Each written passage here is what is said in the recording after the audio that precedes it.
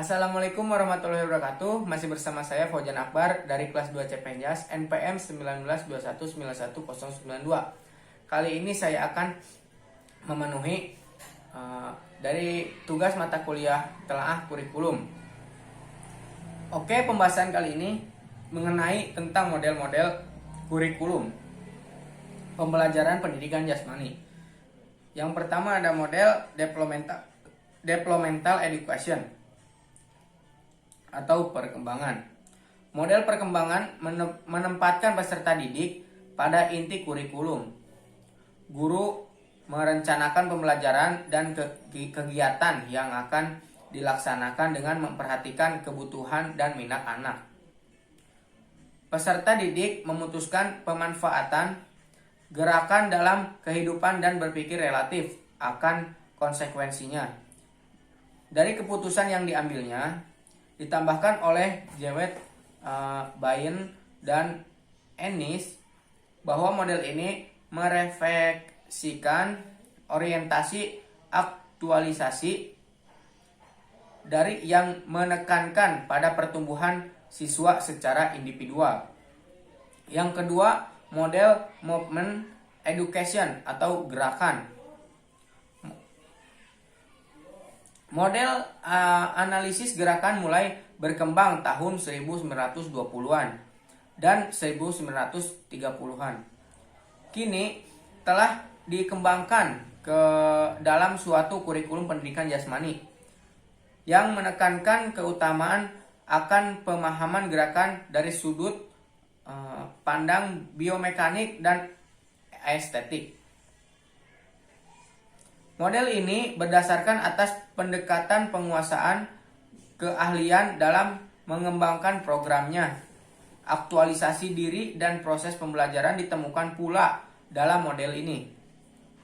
Penguasaan keahlian terlihat dalam programnya yang menggerakkan peserta didik agar memahami struktur gerakan dan mengembangkan potensi peserta didik agar bisa bergerak secara terampil.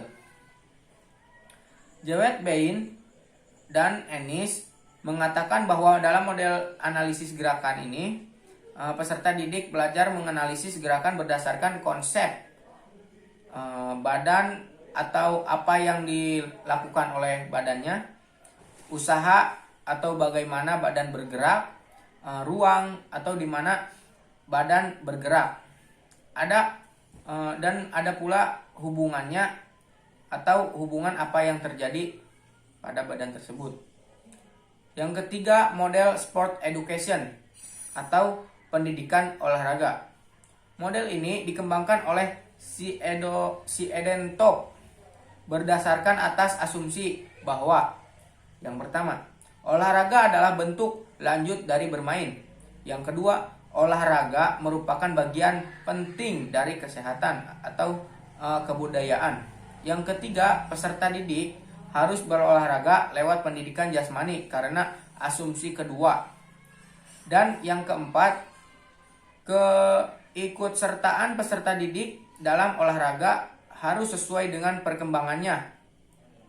Siedentop menyatakan bahwa pendidikan olahraga merupakan suatu model kurikulum dan pengajaran yang dikembangkan untuk program pendidikan jasmani di mana peserta didik tidak hanya belajar secara lengkap bagaimana cara berolahraga, tetapi juga belajar mengkoordinir dan mengatur kegiatan olahraga. Nah, yang keempat, model personal meaning. Model kurikulum personal meaning memastikan bahwa agar pengalaman siswa bersifat mendidik, maka pengalaman itu harus mempunyai makna dan keberartian untuk seorang individual.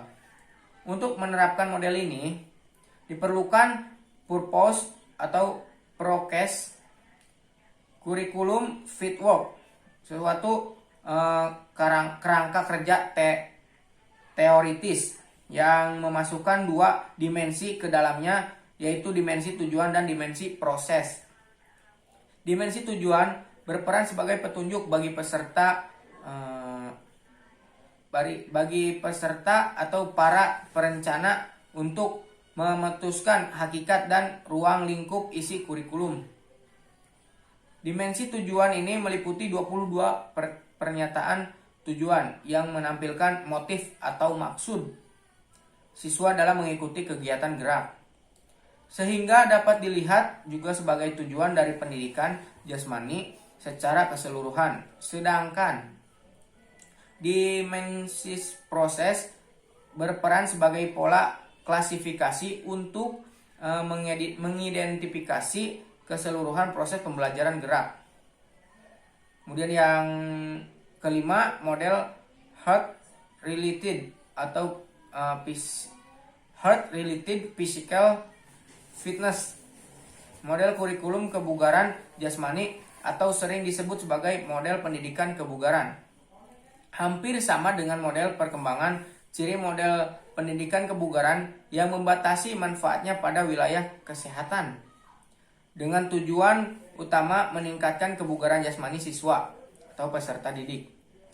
Sebagaimana dirumuskan oleh banyak pihak, kebugaran jasmani adalah kemampuan untuk melaksanakan tugas sehari-hari dengan cukup, intensif dan kesiagaan penuh tanpa menimbulkan kelelahan yang berarti, dengan energi yang cukup untuk menikmati waktu luang dan menjalankan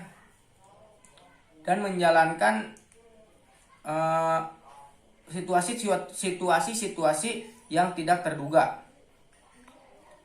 Mungkin materi yang hari ini hanya segitu, dan untuk kesimpulan, karena perbedaan yang telah disebutkan di atas atau yang telah disebutkan oleh saya tadi tidaklah bermanfaat untuk menentukan model yang paling baik.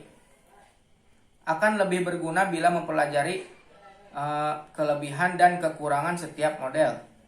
Dengan mengetahui kelebihan dan kekurangan setiap model, maka akan lebih mudah untuk mempelajari karakteristiknya.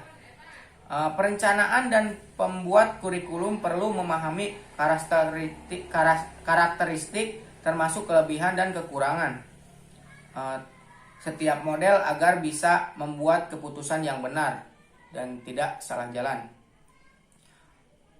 Dia harus pula mencari atau mencermati tren yang sedang berkembang dalam masyarakat masa kini atau zaman sekarang.